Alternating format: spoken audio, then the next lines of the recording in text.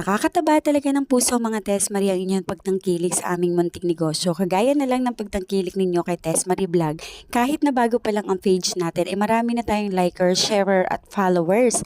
Sana all! For today's video nga, samahan ninyo akong gumawa ng milk tea. Meron kasi tayong online orders mga Tess Marie. 5 pirasong milk tea yan. Sa mga oras na yan is alas 7 na ng gabi. Pero busy pa rin tayo. Usually kapag ganyang mga oras ay talaga nagpe-prepare na akong mag-inventory. Pero dahil nga kailangan natin mag-extend ng konti kasi marami pang bumibili, go lang. For the go kasi tayo mga Tess Marie. Sa totoo lang mga Tess Marie, talaga namang natutuwa ako kasi marami na tayong mga repeat clients. Yes! Ay sana all may clients.